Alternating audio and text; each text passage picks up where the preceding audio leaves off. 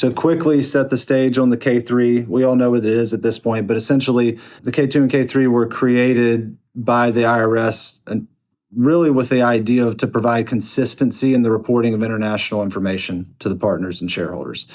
That was the idea. If you remember the old K-1 where you had the box 16 and what it provided from a foreign perspective was the sourcing. So where did the income come from a different country, and it provided the taxes paid in the different country. And everything else that was international related was put in the footnotes of the K-1. And so every partnership was kind of at their disposal of how they wanted to provide that information in the footnotes. And sometimes it was rare you got the exact information you needed every time, and it would look a little different every time. So the idea with the IRS was to create this K-3 so you'd have consistency. The problem with that is that in order to actually achieve that goal, it has to include everything that's international related. So it doesn't, and that would be a huge form. It does include a lot of things, but it also requires it to be filled out correctly.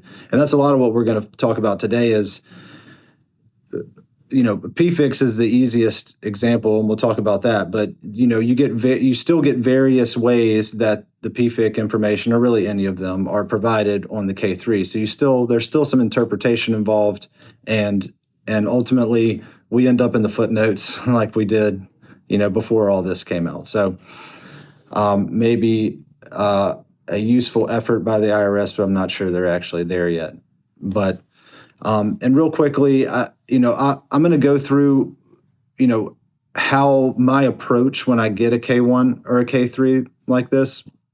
I mean, I have a systematic approach with it. What I hit first, second, and third, and fourth. I'm not going to do that for every one of these because it would take a long time, and I'm going to skip a few steps. But basically, the first thing I do is review the K-1 itself because it gives you a lot of information about what's going to be on the K-3 before you even get there. So, I mean, first of all, it tells you if there's going to be a K-3, but then it also gives you some other information, and we'll talk through that. But then I scan the beginning of the K-3 itself because the first page talks about which parts are applicable. And that may or may not be meaningful to you if you haven't, memorized what the different parts mean. So the next section, part 1, actually talks about specifically some of the international forms that are going to be included. So that gives you your first takeaway. And then you get into the schedule itself and the footnotes.